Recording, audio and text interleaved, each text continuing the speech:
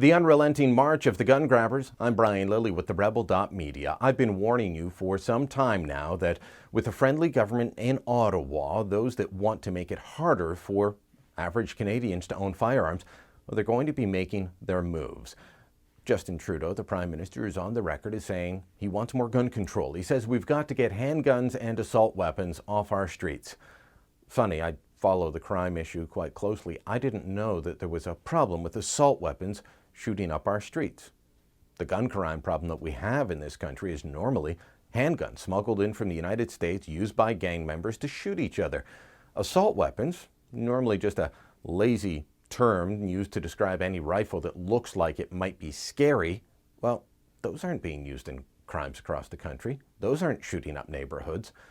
Doesn't matter. It's about making it more difficult for law-abiding gun owners to have firearms. It's not about the crime. It is about taking guns out of the hands of the average citizen. The latest example of the push to use stats that don't mean anything to scare the populace comes in this iPolitics story. Now, iPolitics isn't widely read, but it is read on Parliament Hill. The headline says, "Number of restricted guns in Canada shot up during Harper's government." Between 2005, the last year of the Martin government, and the end of 2014, the last year that stats are available, restricted firearms in this country went from 398,876 to 726,705. That is a pretty significant jump. But what does it mean? Well, if you're Wendy Kukier from the Coalition for Gun Control, it means, well, we've got a problem and we've got to stop this. Here's what Kukier is quoted as saying in the article.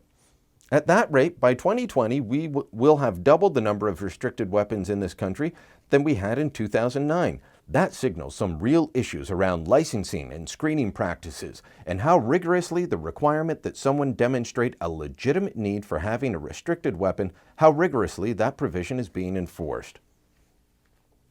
I told you, it's not about dealing with gun crime for people like Kukier. It's about making sure that you don't own firearms, that you, the average citizen, cannot be trusted by your own government.